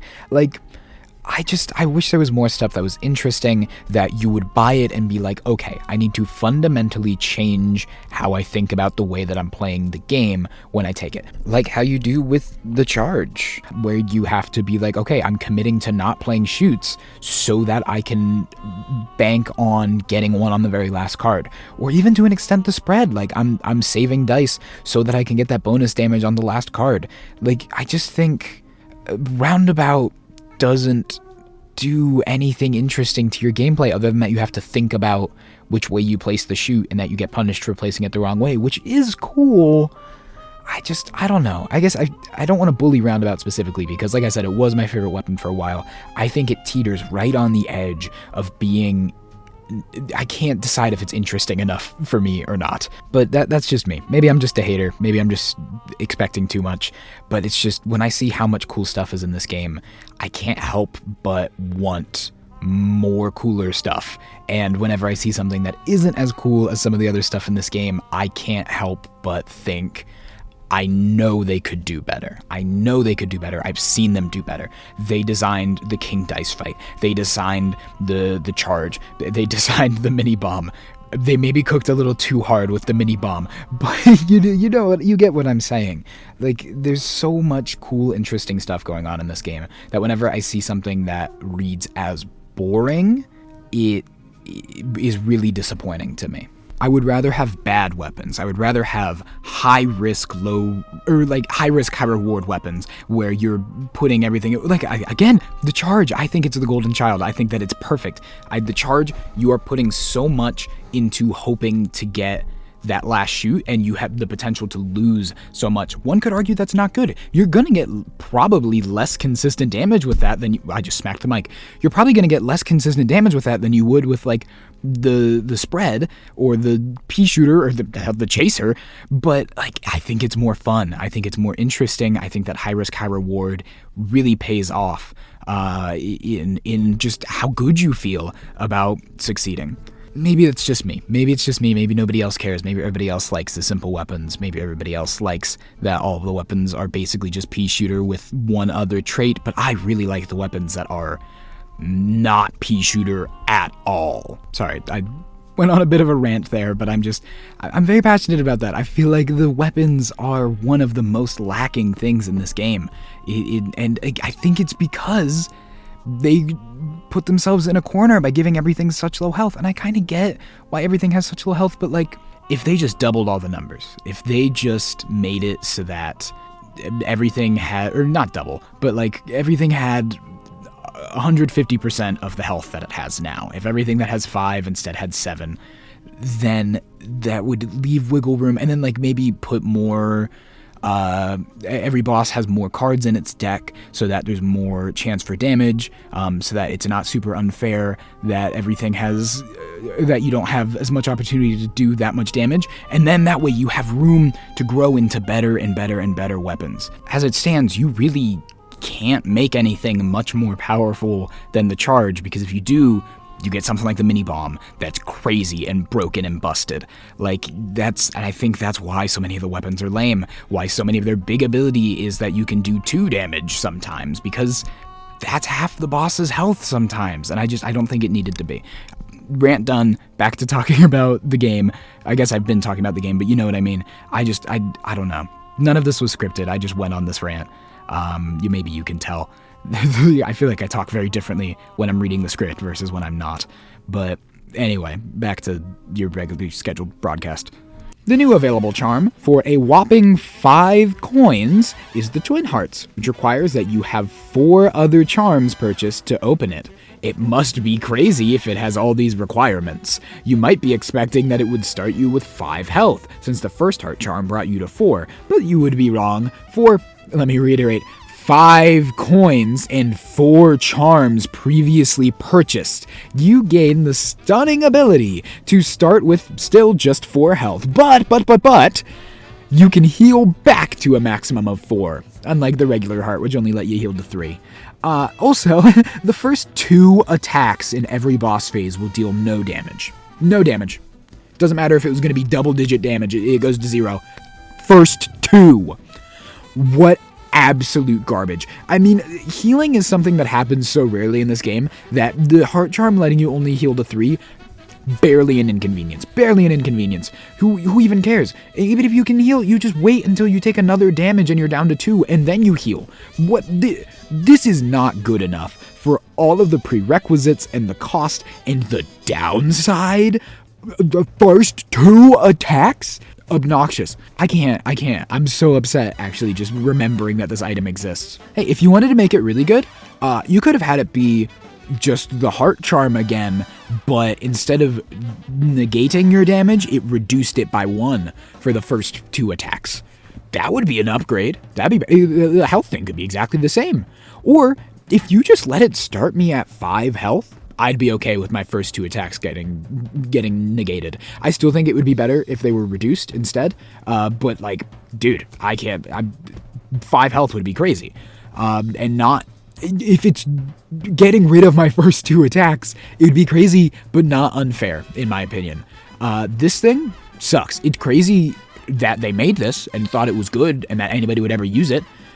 Personally, I get more value from the morale boost of having 5 more coins on my save sheet than I would ever get from buying Twin Hearts. I haven't bought Twin Hearts. I have 38 coins on my save sheet. I haven't bought Twin Hearts. I bought everything else, but I don't want Twin Hearts. It's not worth it. I don't want to support Twin Hearts. Alright, well, once you've finished scoffing at the Twin Hearts and hopefully not buying it, you'll be ready to face your final challenge. The big boss, the man on the box art, that fellow what went down to Georgia, the devil himself. The devil's rule card warns you not to fall for his tricks. Before dealing out the attack cards, start the timer, then deal them out while the timer's running and soak it all in. Once the timer's up, flip the cards face down and begin the round. You'll be playing based on memory. The effect will last for the whole battle. I will say, this effect isn't as awful as it seems. Once you've reached this point in the game, you're probably memorizing attack cards anyway, because having to look up and cross-reference with the board after every roll would lose you a lot of precious time. Being able to memorize the attack cards is pertinent to be good at this game. So the fact that they're flipped over just means that when you have a brain fart and forget one of the cards for a second, then you're SOL.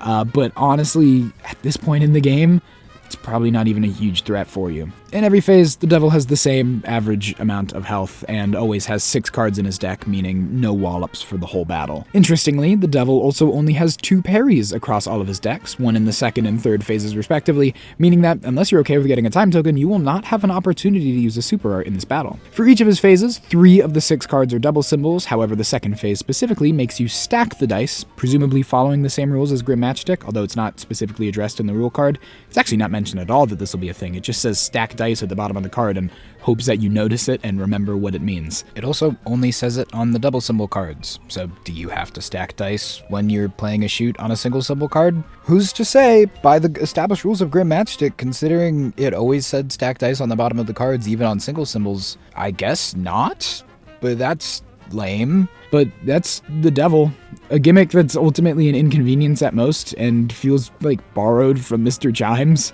A decently difficult battle purely by virtue of the double cards, which in my opinion doesn't make the devil feel like some imposing threat as much as it feels like he's taking advantage of the luck-based nature of the game. He borrows the stacking gimmick briefly, which might not even apply to the single symbol cards since they don't say it on the bottom and the rules card doesn't specify.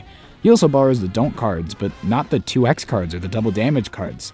You also get nothing for beating him. If you can't tell, I don't really like this fight. It's probably my least favorite of the 8. There's just so much potential that feels thrown away. Like, I wouldn't have minded the Super Milquetoast gimmick if he did anything else interesting. They got close with the stacking thing, but I think it's pretty poorly implemented, and it's also only for the second phase. King Dice shook up the game in a way that made you feel powerless to stop him, and thus made it so much more rewarding when you did. The devil does none of that. I also like the art on these cards the least. I mean, the art is beautiful. The art is beautiful and everything in this game. Everything looks great. But, like, why is the first phase art him just standing there, and then the second phase art is one of the attacks from his first phase in the video game, and then the third phase art is him just kind of looking at you, but not in a way that looks like any of the phases from the video game? Like, it's so weird. All the other art is, like, accurate to the phases, but in this one, it's like it completely ignored the video game's actual progression. And, like, don't get me wrong, I really like the second phase art. I actually really enjoy that art of the spider. But, like, why? Why is it like that? If they wanted to go completely apart from the video game for the devil, I think that would be a vibe. To fully ignore how the devil works in the video game and, like, make you feel, even if you're, like, familiar with Cuphead, make this feel unfamiliar because he's behaving completely differently, the phases look completely differently. That could be something, if anything about his fight made that feel known. It feels like an insane missed opportunity to have the final phase not be him crying. I think that is such a memorable moment from the devil fight. The fact that the end of his battle is him just, like, realizing that he's been bested and crying and only ever killing you incidentally. And so that way, even if he kills you, it's like he's taken such a hit to his pride that it almost feels like a draw, if anything. In the dice game, he's just kind of standing there menacingly. Like, okay, hear me out. I'll try not to make this too terribly long, but if you'll indulge me, I would like to give my idea for an improved devil fight. Far be it for me to think that I could design a better fight than the people who made this game. I'm not necessarily saying my idea is going to be better, but it's mostly just a hodgepodge of ideas that I had while I was looking through this game and was like, oh, that'd be cool, and I'm just kind of putting them all into one fight. It might end up being something that would be infinitely worse than the actual fight if you were to play it in reality, but that's the benefit of me just making a YouTube video talking about stuff as opposed to actually making a game. It doesn't need to be well made or fun or balanced, it just needs to sound cool, and I think my idea, it sounds cool to me at least. To start off, for the number of phases, I'm thinking 5, just like Jimmy. Not only is it more accurate to the game because the devil's fight takes place over, I think, exactly 5 phases, but it makes his battle feel like more of a big deal. Seeing as we're coming from King Dice, who could theoretically be a 10-phase battle, it's kind of boring to go back to the regular 3 phases immediately after, and it makes the fight feel kind of short by comparison. I also just don't like the idea of the devil getting one-upped by Jimmy the Great in any way. The first 2 phases can be exactly the same. I'm okay with the spider attack being its own phase just because the art is cool enough, but the last 3 phases should be the same as the last 3 phases in the video game. Having his big face looking at you, and then maybe his big face with some minions around it, and then lastly, him crying. I think we skip the memory gimmick for now, but keep it in mind because it'll be important later. The rules card will explain that some of the devil's cards will have a special minion symbol on it, maybe just a picture of the devil's face up in the corner of the card. When this comes up, all damage dealt by a shoot on these cards is reduced by 1. This is much like in the actual game where you have to devote a lot of your firepower in most of the phases to dealing with his minions in order to keep yourself from getting overwhelmed. You can keep the deck size, but I think each phase should instead be comprised of 2 double symbol cards, 2 single symbols, and 2 single symbols with the minion symbol. In Phase 2, we see the devil's first real trick. Mr. President, a second rule card has hit the deck. That's right, I think each phase will have its own rule card that it introduces from here on, and all of the rule cards will apply for every following phase, meaning that the battle will quickly get overwhelming. This rule card will explain that you need to watch your footing as the devil tries to crush you, and that you'll need to stack your dice on any cards that specify it from here on. I think for this phase, all of the cards should say stack dice, but for the sake of future phases, it'll be specified that if you stack the dice when you're not supposed to, those dice do not count. In Phase 3, our attackers are coming from all around. Each attack card has an arrow on it, and shoots that don't face the direction of the arrow will not deal damage. As you can see, I do like the idea of borrowing previous gimmicks as long as it's done well and in an interesting way. Having just 1 or 2 borrowed gimmicks feels cheap and lazy. Trying to borrow all of the gimmicks at once feels like a final boss, like everything that's led up to this was just a tutorial, and this is where the game truly begins. I think this phase, as well as the next one, should have 1 stack dice card of each type, a single minion, and a double, and the non-stack cards should be double damage cards. If you're beginning to feel like this sounds too overwhelming and really difficult, I'd like to point out that 1, I'm not done, and 2, this is Cuphead. I've intentionally left the phases as predominantly single symbols so that the difficulty doesn't come from relying on dice rolls, but rather from keeping track of everything that's happening in the battle. Speaking of having to remember things, Phase 4 brings back the memory gimmick. Start the timer, deal out cards, and flip them back over. However, I also think that the symbols should be rotated, flipped, maybe put on other parts of the card, just to confuse you. The devil's getting desperate, and he does not want you to win. I know it might sound hypocritical for me to introduce the memory gimmick so late into this when I said that it wasn't enough of a threat in the base game, but I think at this point, because you have to remember things like which direction your shoot icons are supposed to face and if something is a stack or not, I genuinely think that it will actually be a big deal here. I think that both of the double symbol cards in this phase should be double cards, the ones where you need to play either 2 jumps or 2 dashes, but not both. Finally, Phase 5 will introduce death cards. Failing to dodge a death card causes you to instantly die regardless of your health. All 6 of the cards will be death cards, they'll all be stack cards, they'll all be minion cards, but they'll also all be parry cards. The devil's throwing a temper tantrum at this point. He's given up on fighting and is just desperately hoping that you'll keel over and die already. Beating the devil should probably still not unlock anything, but wouldn't it be real neat if it did? I've got an idea. I would like you to yet again bear in mind throughout this idea that this is just an idea that I'm making for a YouTube video, and that I am aware that it's very far-fetched and would be a lot to put into an actual game. I would like to remind you again, as well as everything I've said about this fight, this is not me being I can't believe they didn't do this. This is just me having an idea that I thought was cool and wanting to put it out there. I understand all of the reasons that everything I've said so far and am about to say couldn't be in the actual game. But in my concept, inside box 8 there were to be an envelope labeled Open After Defeating the Devil.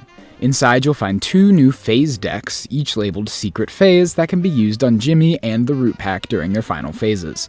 Both decks have 6 single symbol cards, 1 for each symbol, and the character cards have 4, 6, 8, or 10 health. One character card displays the radish from the Root Pack, and the other displays the mini Cuphead. There's one rule card that applies to each of them and reads the following. You now have access to the secret phases on the Root Pack, Box 1, and Jimmy the Great, Box 4. You may choose to put these phases into play when you reach each fight's final phase. To do so, retrieve the appropriate deck and place it next to the normal attack deck. You may also need a sheet of paper to keep track of the secret phase character's health, as it is independent from the main boss. After dealing attack cards, as long as no wallop was revealed and all 3 of the attack cards are not double symbol cards, deal the top card of the secret phase deck as a 4th card. Damage dealt on this card is dealt to the secret phase character instead of the boss. If the boss reaches 0 health, the battle is won as normal, but if the secret phase character reaches 0 health, it is simply removed from play. Beating a boss with its secret phase will grant a bonus 4 coins the first time and 1 bonus coin on repeat victories. Both of these are in addition to the usual coin payout. I think the secret phases were super cool in Cuphead, and to see them in the dice game would be amazing. Again, I'm not necessarily saying they should have done this or that this is like a huge missed opportunity or anything. It's just an idea I came up with when I was thinking about stuff that didn't make it into the dice game, and I just wanted to put it out there. And that's Cuphead, the fast-rolling dice game. I don't really have much else to say. This game is incredible. The complexity and depth of it show how much work game designer Matt Marino undoubtedly put into it. I know that I've harped a lot on the oversights and ambiguities therein, but I promise they don't detract at all from how fun this game is. Steven DeStefano killed it with the artwork. So many of the boss pictures and card backs, even things like the boxes and envelopes, are gorgeous and really enhance the gameplay. Despite my complaints about the rules, the things the game does remember to explain, it explains beautifully and in a very easy to digest way, thanks to Ian Clark and Sam Barland's expert graphic design. Everyone at the USAopoly, Op Games, and MDHR teams did fantastic on this, and I hope that they are so proud of themselves. I can't recommend it enough. The solo variant is such a blast, and if you can get friends in on it, it just gets all the more fun. Please, pretty please buy this game if you can. I want them to make a sequel or an expansion or something so bad. I would love to see some of my ideas get refined into a board game for the Delicious Last Course, or even just to incorporate some of the bosses or concepts that were skipped in the game. I have so many ideas for how things like run and guns could be incorporated, or ideas for bosses that got skipped over. Hell, maybe I should just make a whole video dedicated to my ideas for future iterations of this game. Let me know if that's something you'd be interested in by leaving a comment. And if you enjoyed this, consider also dropping a like on the video while you're down there. If you weren't such a fan, I do appreciate you sticking around this long, so feel free to drop a dislike and let me know what you'd like me to improve on in the future. In any case, if you want to see more from me, you can always subscribe and even turn on notifications so that in a couple years when I upload again, you can be there first. If you're not convinced yet though, maybe I'll see you around and hopefully I'll get you next time. P.S. I'm going to try to work out the highest possible damage one player can deal in a round. It's 2 minutes to midnight as I write this, so my calculations may be off or I might be forgetting something. I feel like our biggest players are going to be the Mini-Bomb and Super Art 1. You can bring Whetstone for fun, but it's not going to be contributing to anything. I would not recommend bringing a Heart Charm unless you're a masochist, because it will negate all of the damage, and as you're about to see, that's going to be a lot of damage to negate. Another main player is the pair of Wallop cards that make shoot icons deal +1 damage on certain spaces. We're going to want both of those. Since we need an airplane level, I looked through each of the boss decks for who had the most single symbol shoot cards and found that Jimmy has 4 of them in his third phase. If, theoretically, you got dealt 3 of these shoot cards and then played the Wallop cards on any 2 of them, we'll do the last 2 just for funsies, then you assign a bonus shoot to each of them where the third is an EX, then you use Super Art 1, the numbers would shake out something like this. On our first card, we deal only 1 damage for the regular shoot. The next card would deal 2 damage because of the Wallop, bringing us to 3 total. On our last card, our EX would deal 1 damage, plus 5 extra from the other shoot dice, plus 1 more from the Wallop, meaning it alone would deal 7 damage, plus the 3 from the first 2 cards, all doubled because of the Super Art, leading to a whopping 20 damage, which is as high as the health tracker even goes. For a more realistic figure to show how crazy this build is, we could ignore the Wallops because the odds of getting 1, let alone 2, aren't worth betting on. We'll also bring Whetstone on board because parries are more common than shoot attack cards. Let's say we got 1 single symbol shoot card, 1 parry, and just any other miscellaneous single symbol card. We dodge everything, assign a bonus shoot to each of them, and an EX on the third, then we use the Super Art. The damage goes from 1 on the first shoot, 2 from the second shoot and the Whetstone proc, then 4 from the Magnet Mine for a total of 7, doubled from the Super Art to bring it up to 14, which is again way higher than you're ever going to see in solo play. I don't think anyone strays far above 5. Crazy. Anyway, see ya.